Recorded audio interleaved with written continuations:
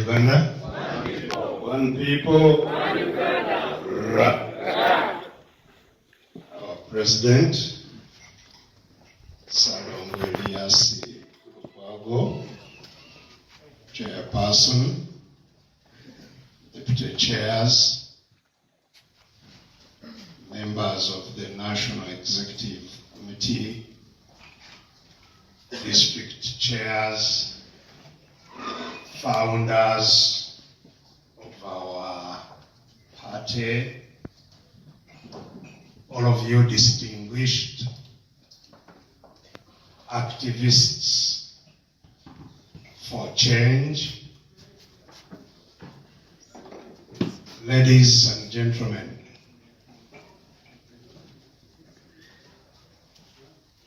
I join our leaders who spoke before me in welcoming all of you to today's very important meeting. Unfortunately, it seems because of the rain in the morning, it seems there was also confusion in the logistics of getting here. We have started late, and so most of you came in when others had introduced themselves. So you haven't had the opportunity to introduce yourselves.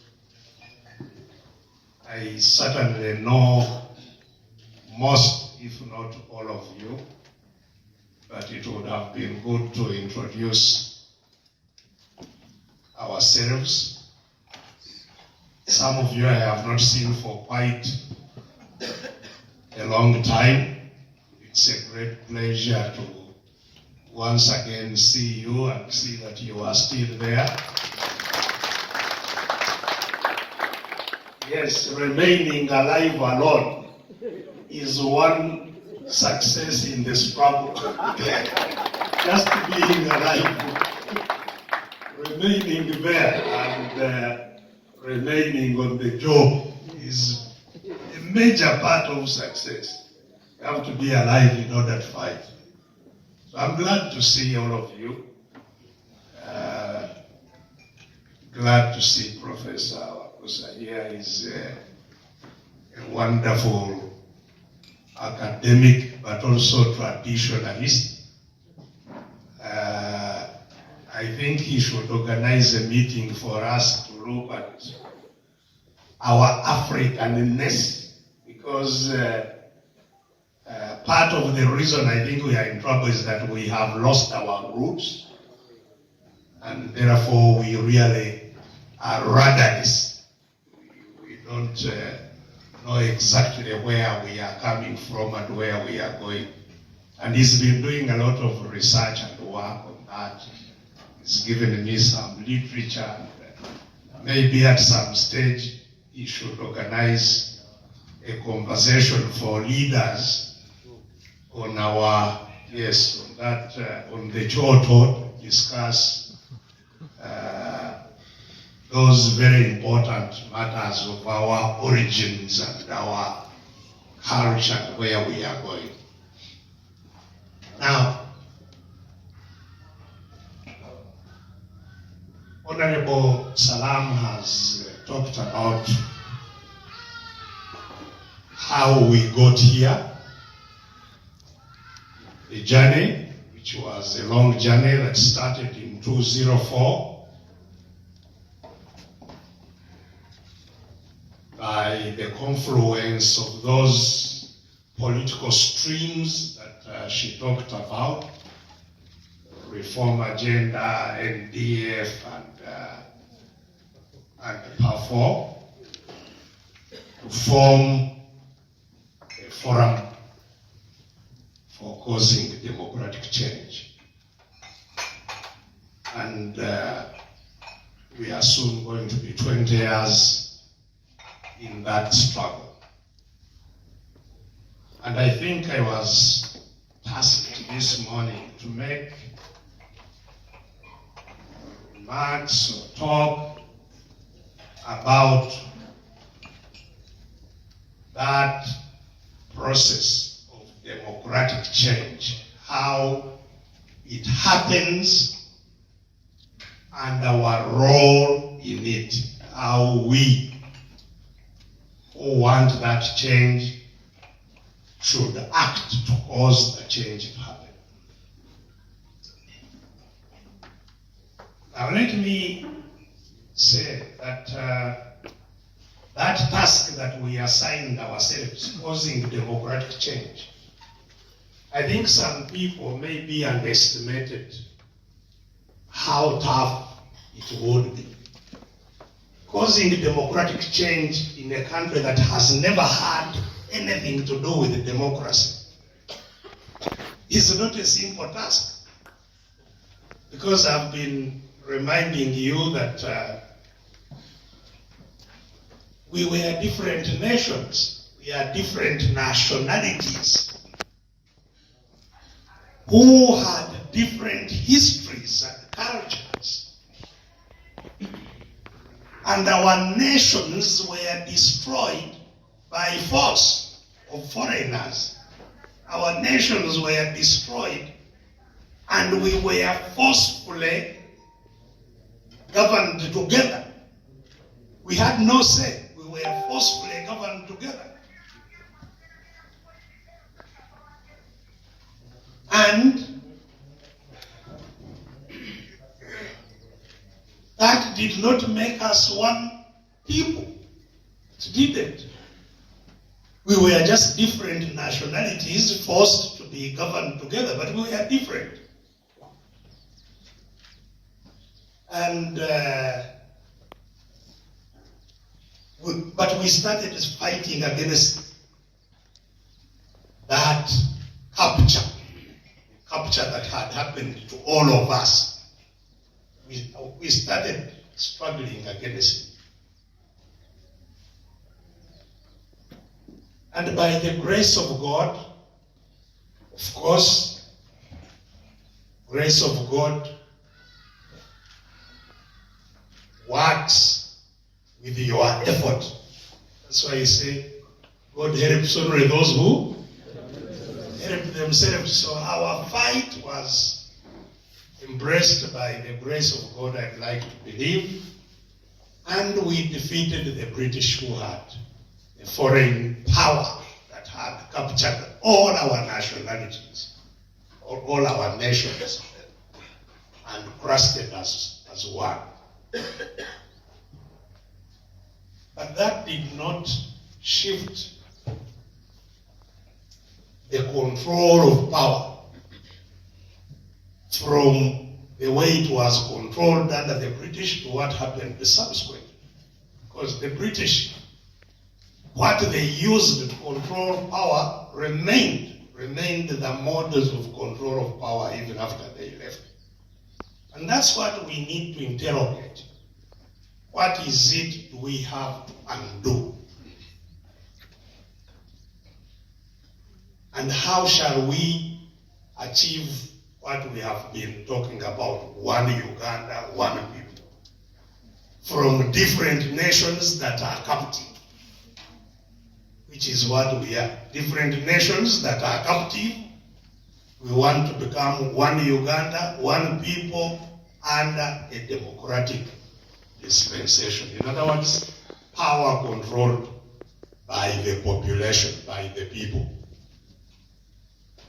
Not power by the rulers, which is where we have been since we were captured. Actually, even before we were captured, power was by the rulers, a different type of rulers, but power was by the rulers, not the people.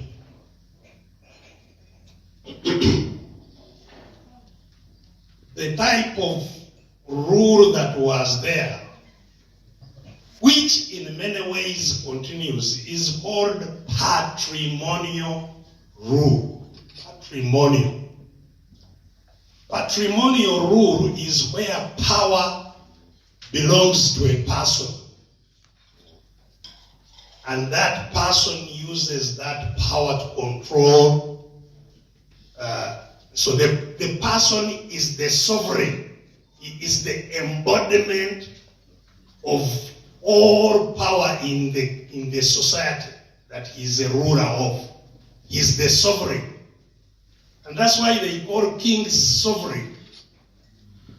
They are the country. Their power is the power of the country. That's why they are sovereign. We want to shift sovereignty from a person to a population. That is the struggle, which I believe some of us underestimated. It's not easy to shift that sovereignty, the control of all power in a person, to take it to the people. And I have been reminding you how a person manages to appropriate all power of people and manage it by him or herself. How does that happen? You know? Because as we all say and our constitutions say, we are born free. So how do we become eventually controlled by somebody, take over all your power? You have to understand those dynamics if you are to understand how to overcome them. And I have been telling you that people who control others, like those sovereigns, use especially 4 tools. The first tool that is used universally, where you find a sovereign, universally, not just here, they use coercion, force. In other words, they develop capacity to subdue all the others by force. All sovereigns appropriate, collect power from people by force. Rather, take over their power by force and control it largely by force. And that's why those sovereigns used to have what was called Praetorian guards. The guards of the power, people who guard that power. Very vicious Praetorian guards. They frighten everybody who... have some of you read The Animal Farm? Yeah. That Kabu. You remember when the animals, overthrew the men who were controlling them and took over power. The pigs, which became the leaders of the revolution, gradually took over power from all the animals unto themselves.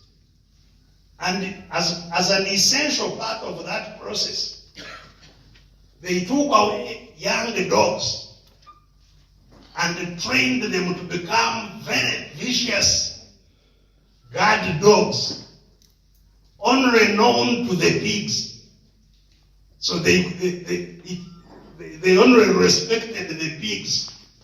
If any other animal tried to come near the pigs, the dogs would come at them. And so eventually the pigs were untouchable. And they overthrew the revolution. So all people who appropriate power and become sovereigns use coercion, terror. They must frighten your mind to submit to them, knowing if you don't submit to them, they will kill you, they will torture you, they will maim you, they will do all kinds of imprison you, they will terrify you to do their will. Secondly, they dispense favors because they use their power to control all wealth. And because they control wealth, they control who does what, they make appointments, they use the power to appoint people, to delegate power to people. They delegate some power to people and use that to control them. Power of appointments, power of material patronage, material favors, giving people money and wealth, land, what? You remember the Queen of England in Uganda, having taken over Uganda, our land became crown land. And in order now to get loyalists to serve her, she parceled out some of our land and gave it to people as gifts. It was her land, giving people minor land. Now as her land. And if you behave well, I can give you land. So whoever hasn't got remains in the hope of getting and clapping hard and make sure they are also seen. So the power of favors is the second that is used by all sovereigns. Thirdly, is the power of controlling your mind. They try to control how you think, what you think, which determines, of course, how you behave. And that is why all sovereigns will have what is called propaganda, messaging. They bombard you with messages, information, which is not accurate, which is not true, but because they have the power to repeatedly give it to you, eventually you start believing it. Some of that is done actually formally in schools. When you go to school, they start teaching you what they want you to know, to affect how you behave. They create the curriculum. That's why curriculum in education is a critical tool that we must always be aware of. Because it's how the mind is influenced. But secondly, other messages that come on the radios. Of course, it was very easy earlier on when we had only one radio, Radio Uganda. All people would tune Radio Uganda. Up to now, people in the villages tune the radio. There are different radios now, but the control is similar. And people will tell you, no, it's true. I heard it over the radio. The radio. Must be true. So, using information, controlling information is the third tool that is used universally by sovereigns, controlling information. That's why they will not allow us to hold rallies, to give different account.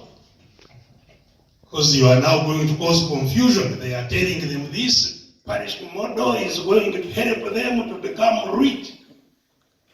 Now if you come and show them how parish model is completely useless, then you are an enemy. Thinking about it. They gather everything about your spouse if you are married. Your wife, what are her weaknesses? Does she like dresses? Does she like kids? Does she like traveling? They gather everything about your spouse. Or if you are a woman, about your husband, about your children. It's in the file. All of it aimed at now planning, plotting how to break you down and become their servants. And they do this not just for the FDC or opposition. Every leader, whether you are NRM, they must have all the strings to make sure you will remain in line. I know someone, one of is now a minister, but at some stage he wanted to, to say things that were on his heart. They called him and said, have you forgotten about this? Do you also want us to talk about all this? He said, oh, okay.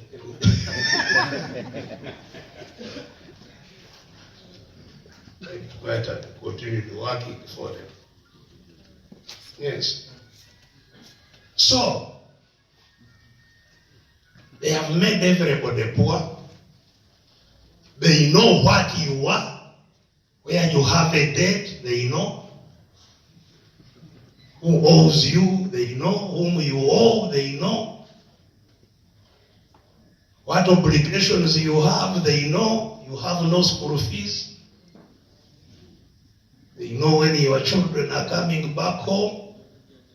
They know your wife is pregnant. You have no money to take her to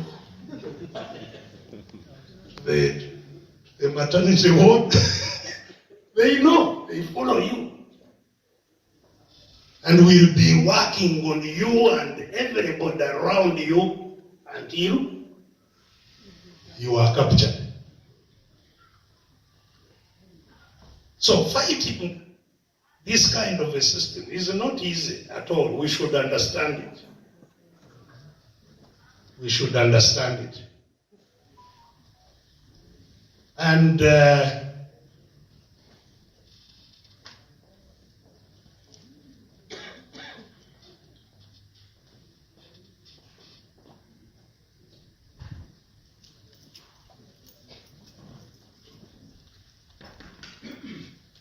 question you should ask yourself is how prepared are we to confront what we face?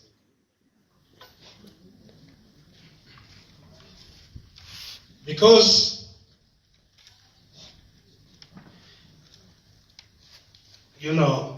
when we set off as FDC to cause the democratic change,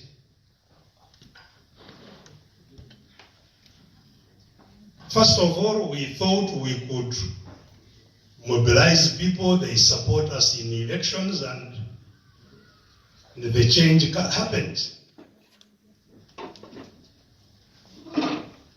And we did our best, as Salam told you, we did our best to mobilize people to support us so that this happened. So at that level, we did simply not appreciate how intensely, how deeply the state capture had happened. We thought people, once they vote, they could count votes, and maybe we try to make sure they are not stolen and they are announced, and we cause change. So this is a struggle you have gone through each time. We have had, I don't know how many elections.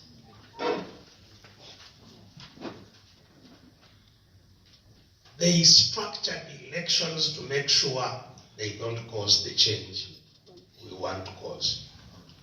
Because one of the things, and which I don't know how it can be influenced, has been to commercialize the politics, which we are all familiar with.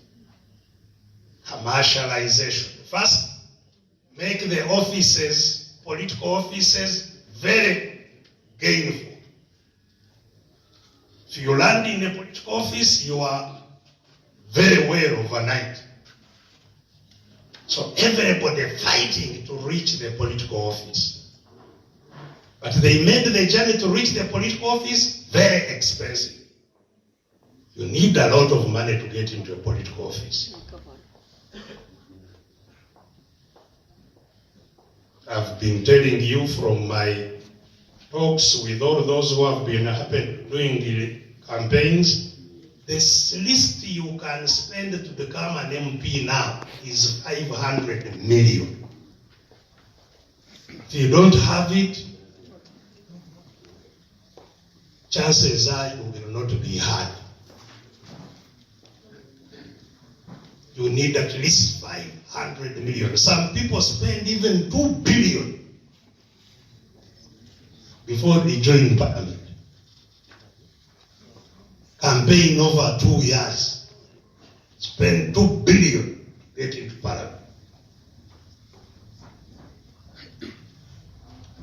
And I've told you that with the targeting that goes on, our people will be poor. They will be controlling to make sure you don't get the money. So eventually, if you want to get to parliament, you must go to parliament through their route, where they will facilitate you and you go to parliament. And this has been very clear. So even the political parties like we have to be clear how they are going to cause the democratic change in that kind of a situation. We have to be very clear. Are we going to go into the elections as they are, fight and be declared winners? Is that going to happen? You don't seem to be sure. How many people think that we can organize, even have one opposition candidate, and that candidate will be declared a winner?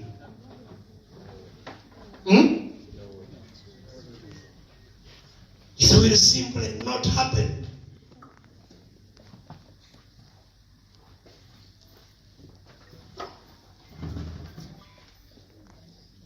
So we can win maybe and go to parliament. We can win and maybe become a mayor of Kampala. But is there power in the institutions where we win? Is our mayor here really the mayor of Kampala? Yes, he has the title Lord Mayor. When I passed the vehicle there, Lord Mayor. But what can he order in his city and it happens? Nothing. You see?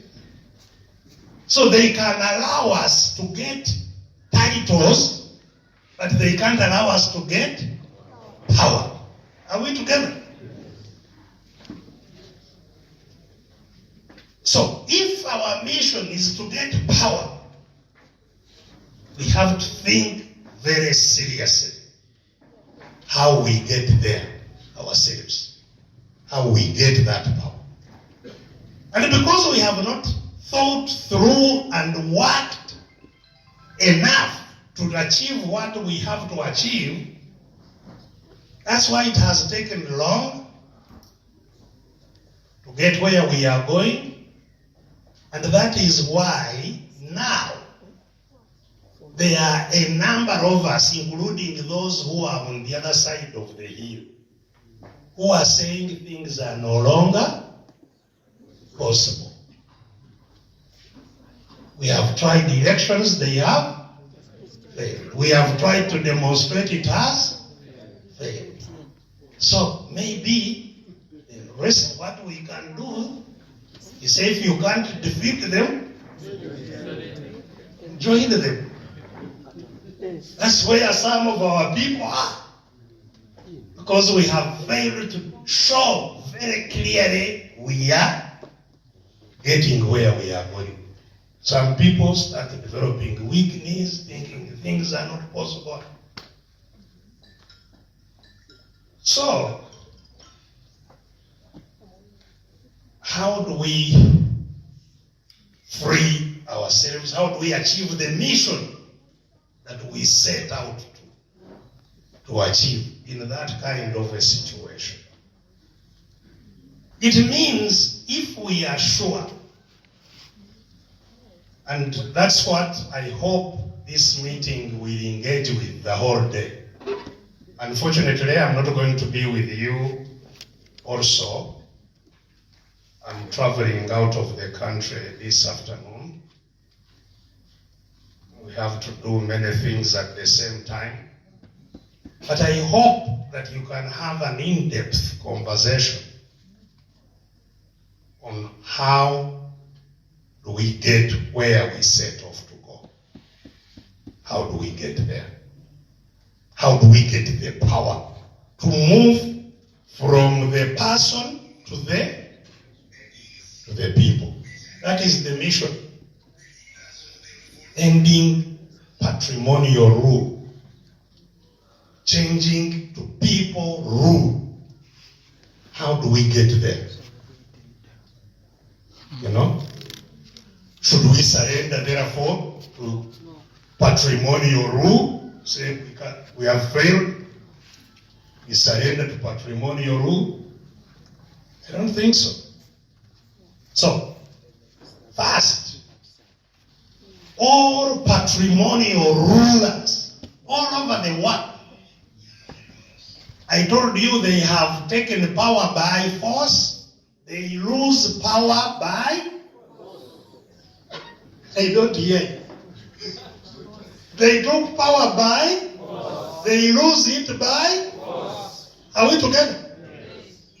We need to make ourselves clear on that here. Are we together? Yes.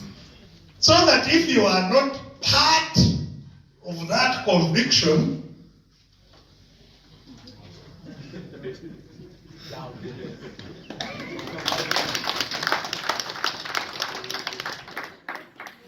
we would rather stay few, but who are clear about where we are?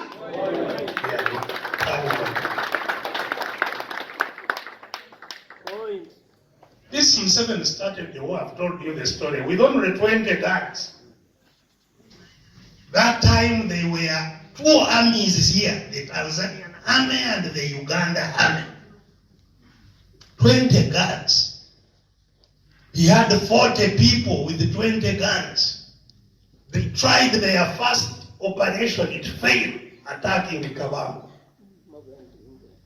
The others developed weakness. They said, now how can this go on? We have faith. So let us go. And he rightly said, those who think we have failed and want to go on this side, those who want to continue with our 20 guns, and half of them chose to go. Give them transport and they went. But the few with conviction eventually reached where they were going. We need that moment now. We need to have clarity about how we get where we are going.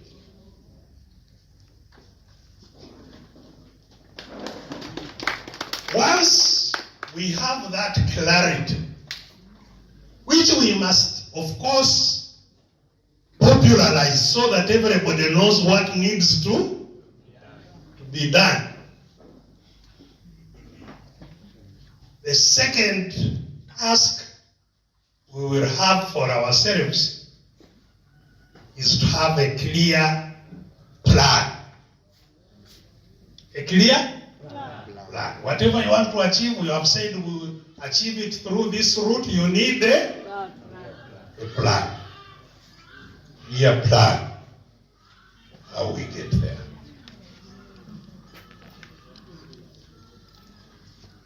And in this plan, which I hope will be cobbled by those of that kind of thinking, needs to especially interrogate, since we have said we must fight to get our power,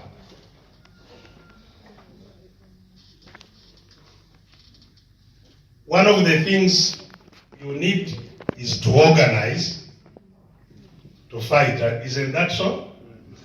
In order to fight, you need to organize. If you want to fight with guns, you form fighting units. Whatever way you want to fight, you must have fighting units, some capacity. So you must have leaders to lead the fight. Are we together? Yes. Now, one of the things that is confusing us still is the leaders to fight.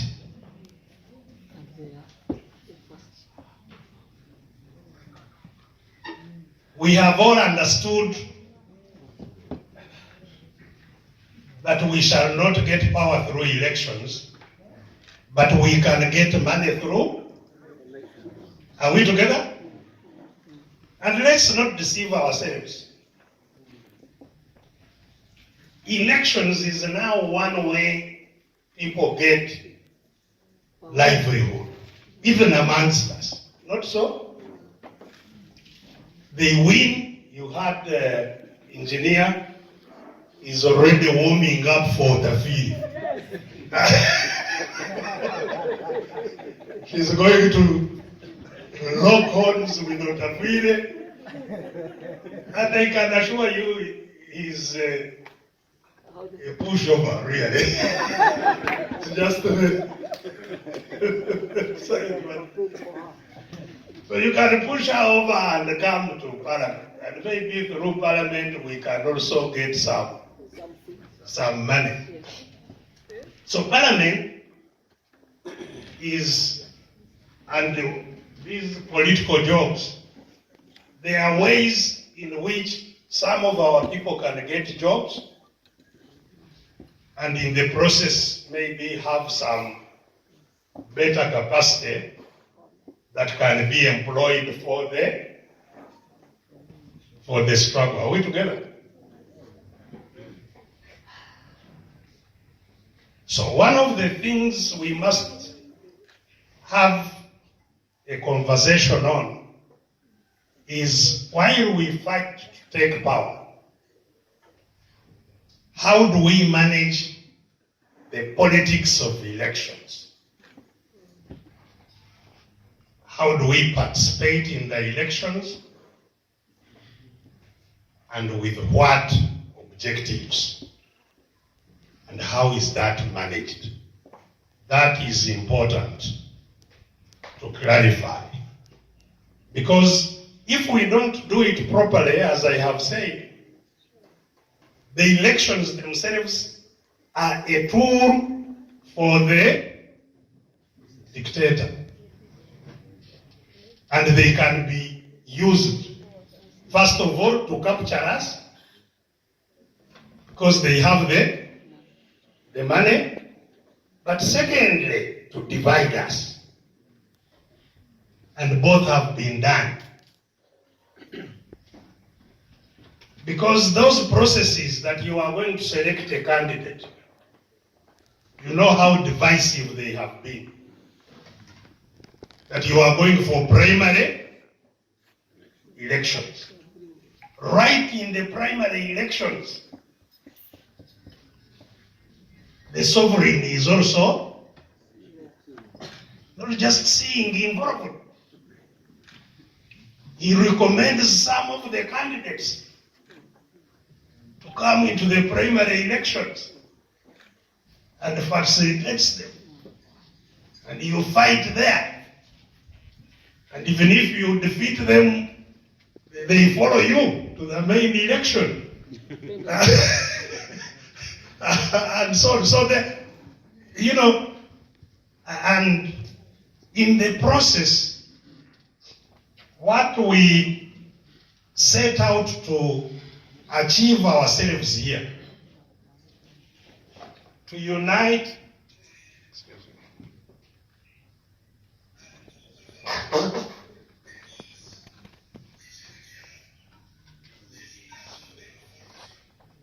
what you set off to achieve, to unite people to fight.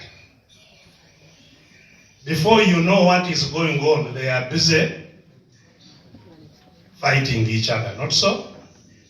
So we have to be in that plan, in the plan of how to fight. One of the critical things we need to engage with is in that plan, how do we manage these elections when they come before we cause the change? What do we do? How do we manage them? Because if we don't, then they cause us a disaster, as far as I'm concerned.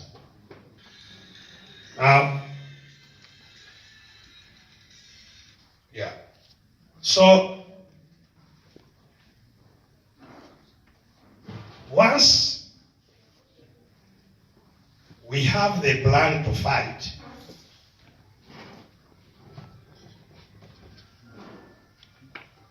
what do we need to do? We, the individuals, what is our role? Because that was the second question I was asked to talk about. What is our role, we the individuals?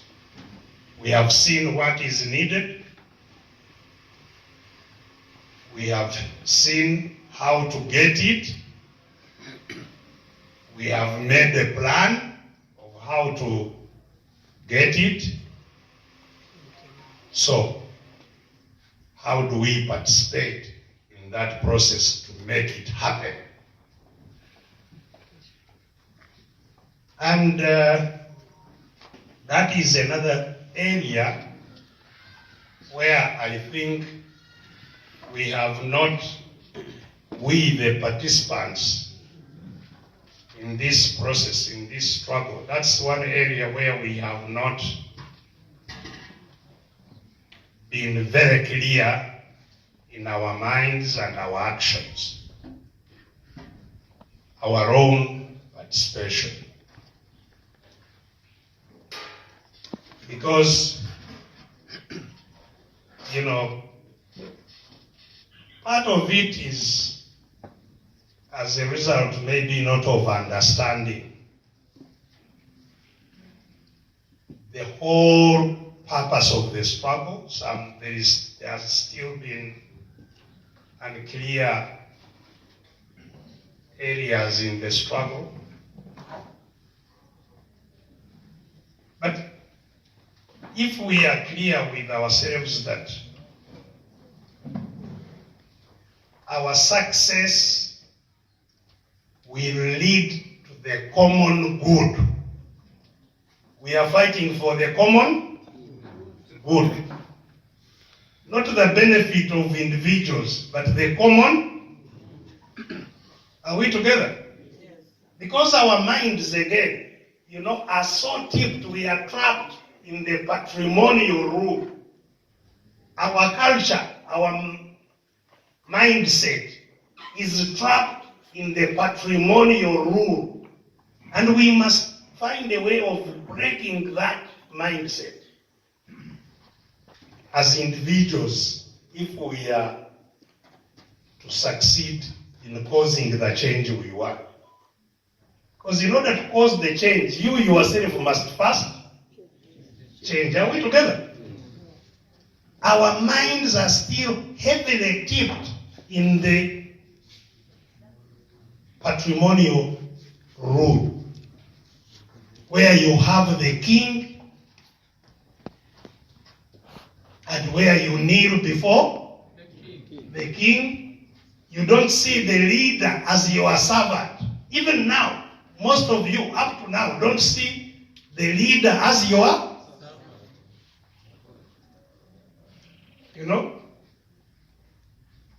some people come to greet me, oh, President. President is just a servant. But his role is a servant. You are a servant. But because your mind is still trapped in that, it affects how you relate. Because you see him as the sovereign. And once you do that, the next thing is, so also give me. Not so? Because that's what sovereigns. Are we together?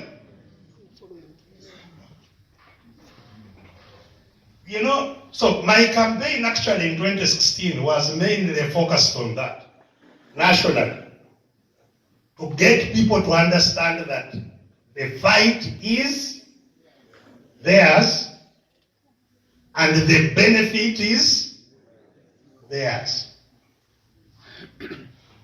And once they understood it, I was extremely happy. Once people understood it, they opened whatever little they had and put it in the struggle.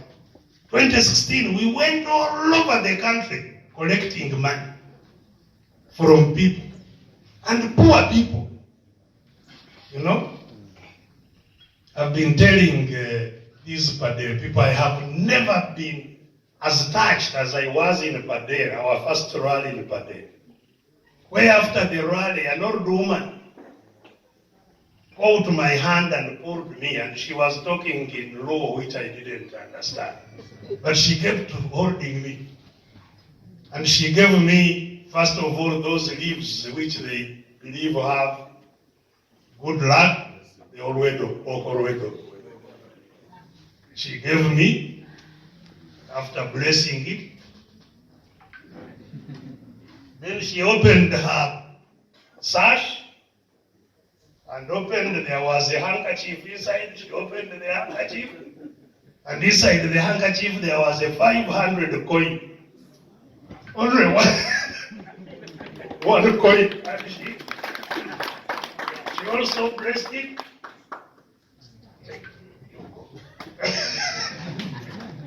We understood each other, that she had understood the fight she was in, and whatever she had, she wanted it to go to the fight. You see? That understanding is critical on the part of every individual. And it starts with us. It starts with us. To know that you are fighting for the common good. There is a man whom we are a very strong fighter we have been with since the beginning. We have talked about him many times to you.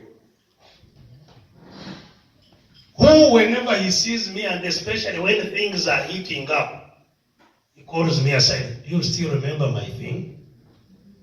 And his thing is, he told me a long time ago, when we take over power, he wants to be the market master of Owino. Same time.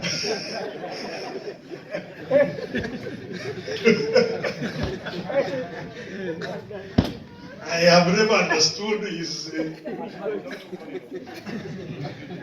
interest, but he's fighting, but going to win for some.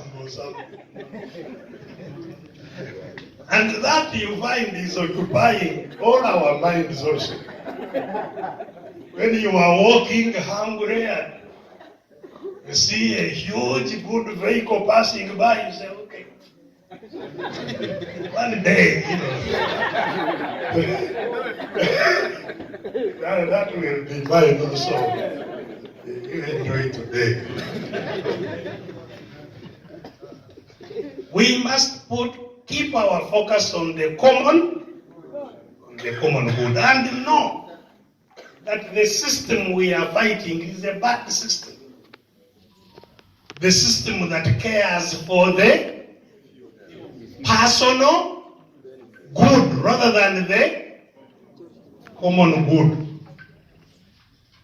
Which is why you see every house has a big, high walls.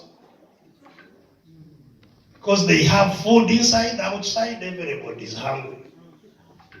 They have to erect walls and put sengenge on top. Put cameras. Put dogs inside. Protect the little they have against those who don't have it. That is not peace. You cannot be stable. You cannot be peaceful in that way. We must protect, and even if when that person gets an accident, they rush them to the hospital, there is no blood. There is no this, no oxygen. Because he cared for the personal good and did not invest in the common good. Education, you are looking at just educating your child. But your child will be killed by the uneducated one. You know?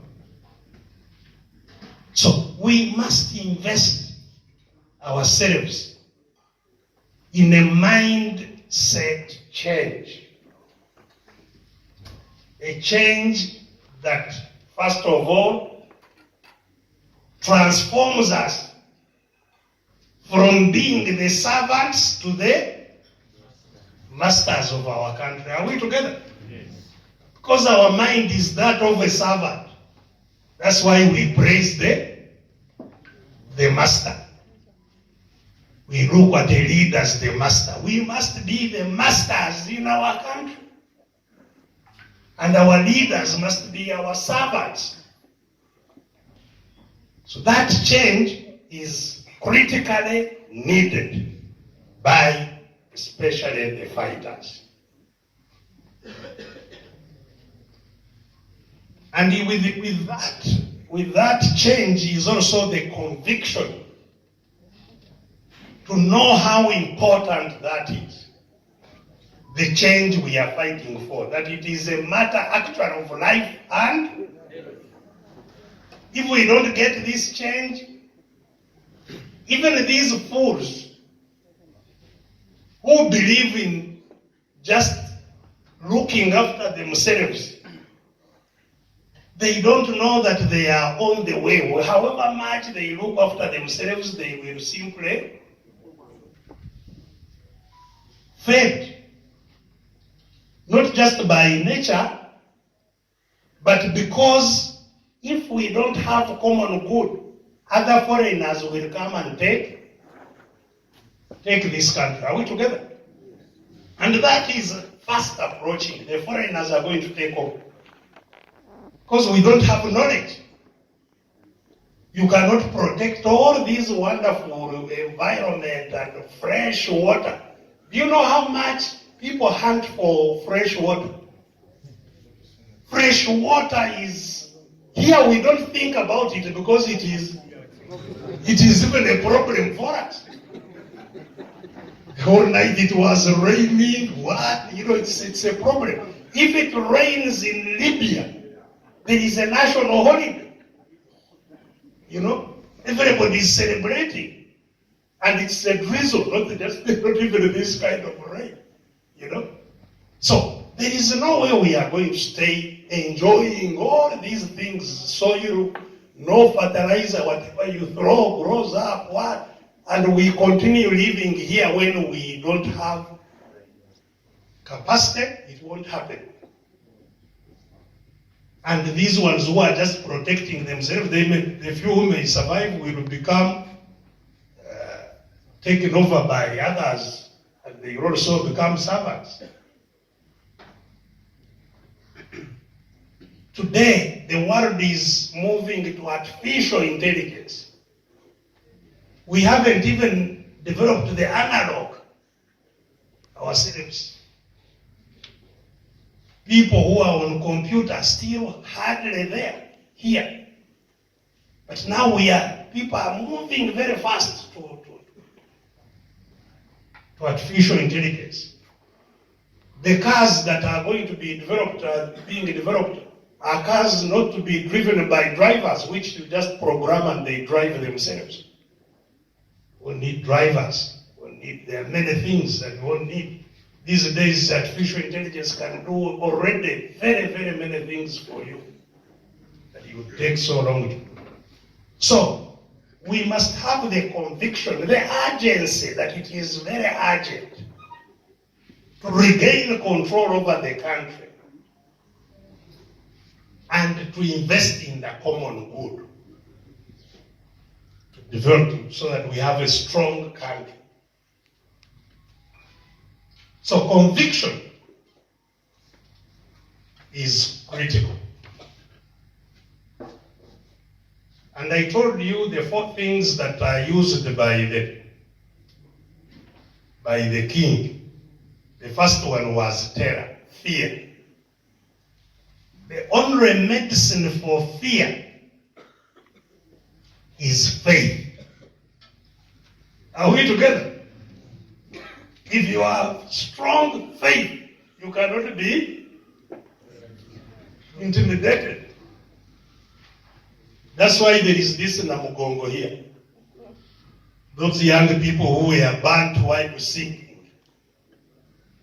And they kept on singing until they were burnt because of faith. So that's the starting point, our conviction, our mindset.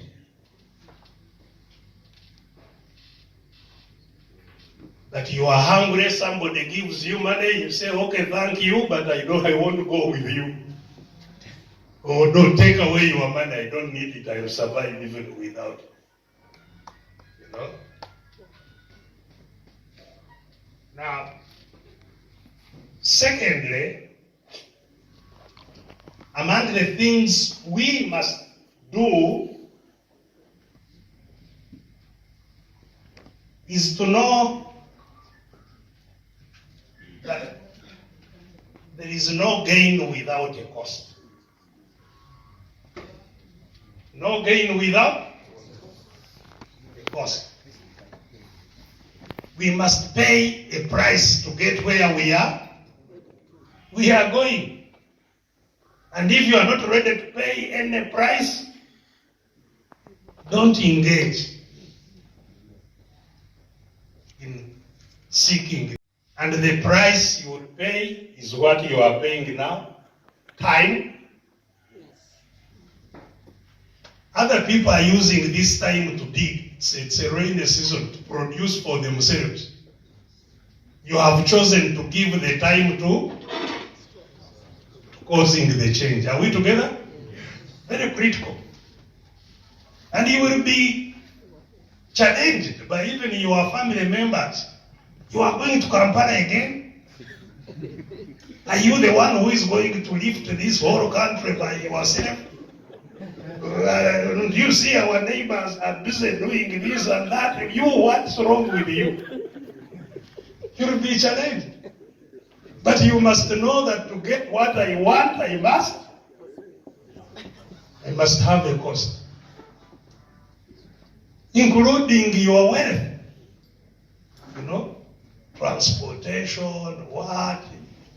You are going on radio, some radio stations want you, you pay some little thing there. but you go knowing you have a message to give. You must be ready to pay some cost, including, of course, inconvenience. Because you'll be, one of the risks is being in prison. You'll be arrested for trying to cause, I told you, those who are in the CMI. It's not for any bribe. You must prepare yourself psychologically and say, whatever it is to meet, I am ready to meet it. And that's why some of us are comfortable, because we have made up our minds. Nothing is going to change me. I will go on. No amount of intimidation, what? I will go on. I made up my mind a long time. You see? If I'm to die, yes. Everybody else dies. At least I die doing something helpful. So that is the second thing that you require. Thirdly, and critically lacking still, is discipline. In order to fight, you need, that's critical. Because we are not on any other, if we agree that the change will be taken over, will be caused by a fight, didn't we say? Eh? Yes. Fighting needs discipline. High level of discipline. Are we together? That's why in the military there is chain of and orders. And if they order you, dear sir. Even if you have issues with the order, kwanza napokea amri. Okay? Mengine tafata, but kwanza napokea. So we need some discipline.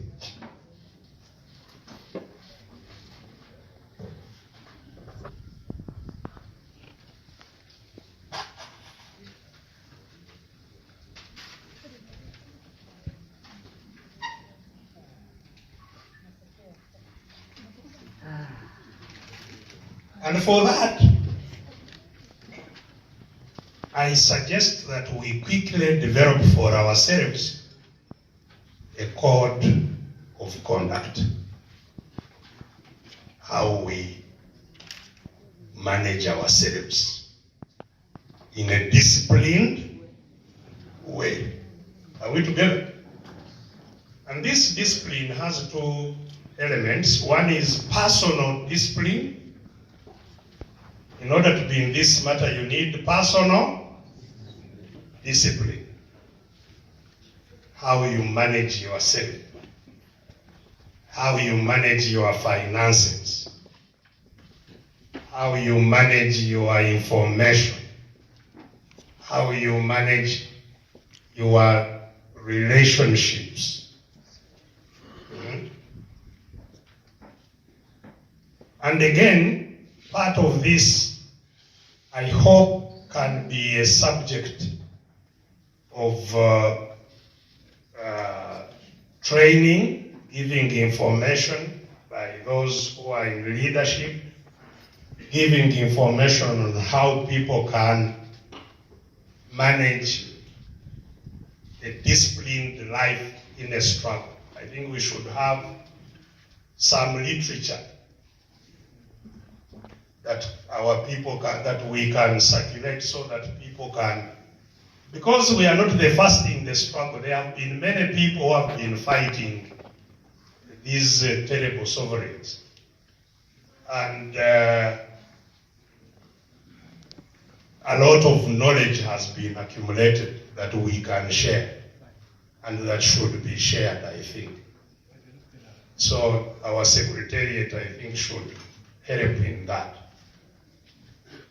personal discipline, organizational discipline, how to manage within the organization, within your district, within your sub-county, within how do you resolve problems that arise. Because in every struggle, there are huge challenges that we must manage internally. And it is critical that you manage them properly. If you don't, they affect the whole struggle. As you have seen, part of what we are going through now is a failed internal resolution of internal challenges. And you know, like diseases, the best chance of resolving internal contradictions is to engage with them at the earliest time possible, before they grow and spread and do all kinds of things. You must handle whatever problems that arise promptly, transparently, and democratically, of course. Democratically meaning involving all that need to be involved. So, discipline is critical in determining whether you succeed or fail. And I think in this, we should learn from where we are coming from. And I think that needs to be a major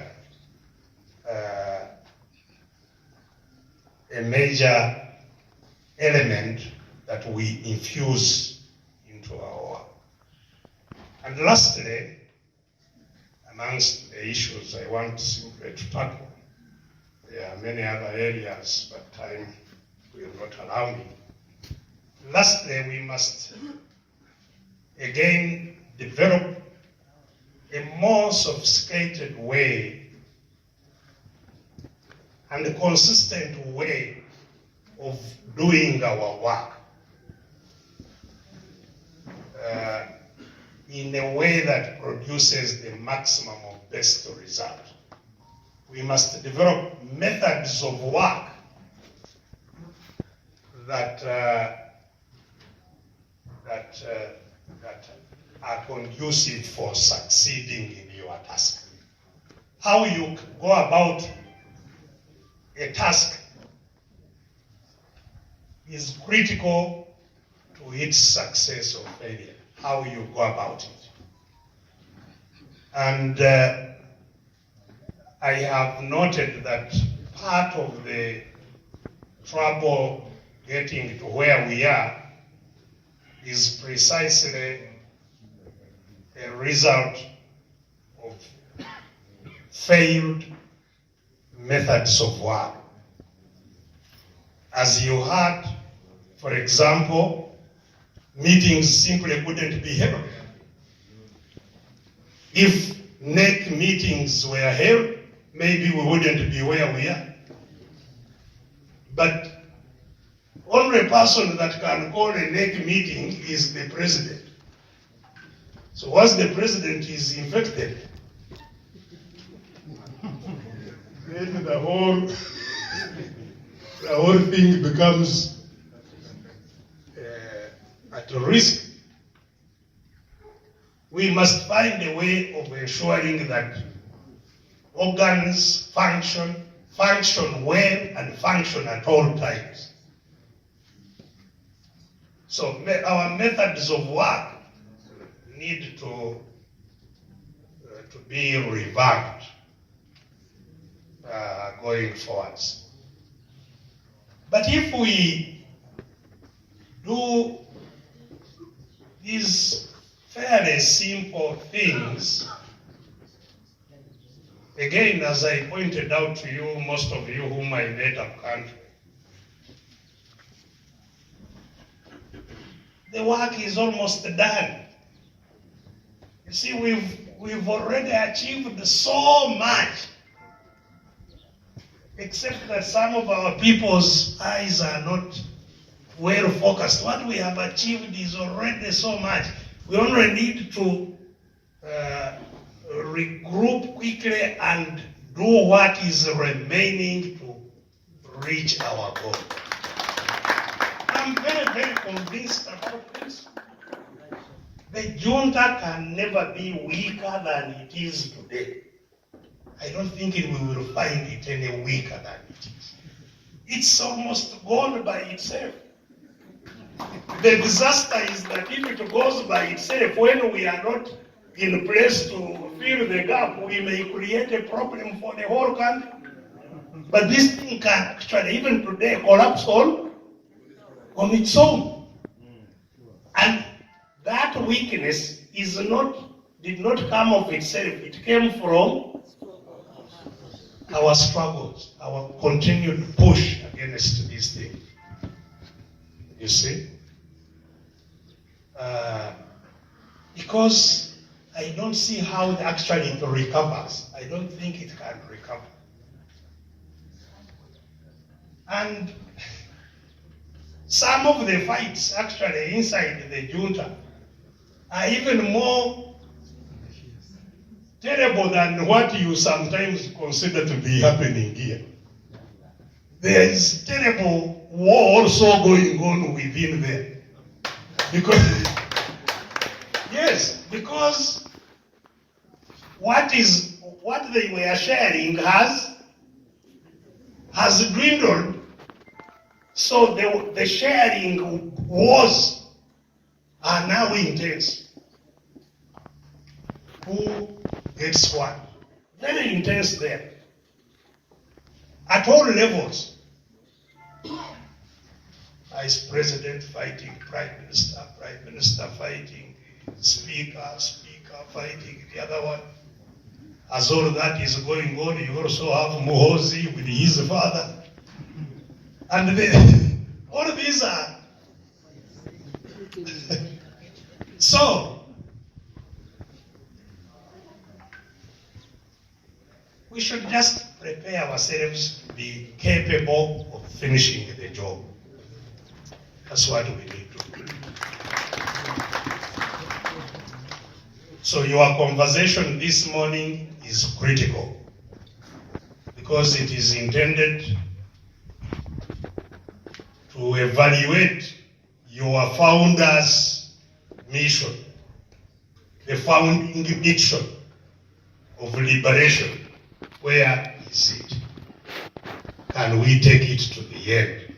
And my very clear belief is that we can.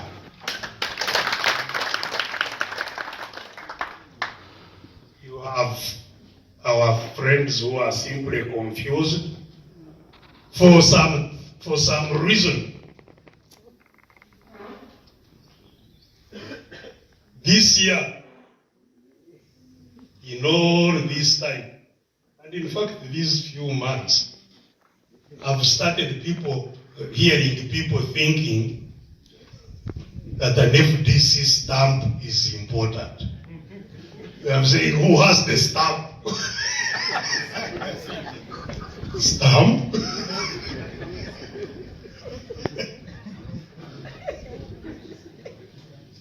In all these tools we are talking about, is there a roll of a stamp?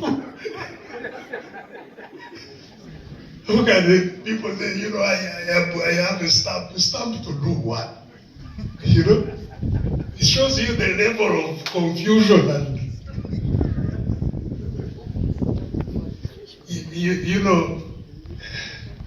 I can't understand,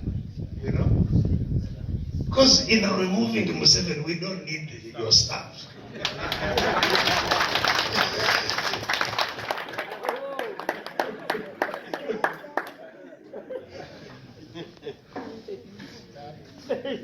Some even think that to win a seat, you need a stamp.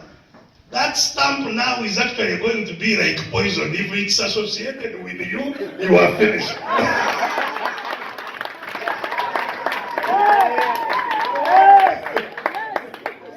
it's a stamp of betrayal. How can the stamp of betrayal be helpful to anyone? You know? So, let's just organize ourselves. Let's convict ourselves that the work we've done is almost where we need it. Let's complete the job and take Uganda to a different situation, which I believe we shall allow.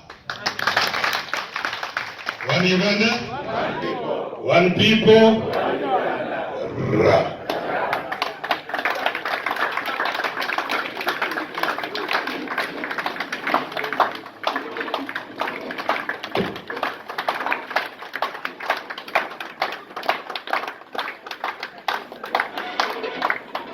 We shall overcome, we shall overcome, we shall overcome someday. Deep in my heart, I do believe we shall overcome someday.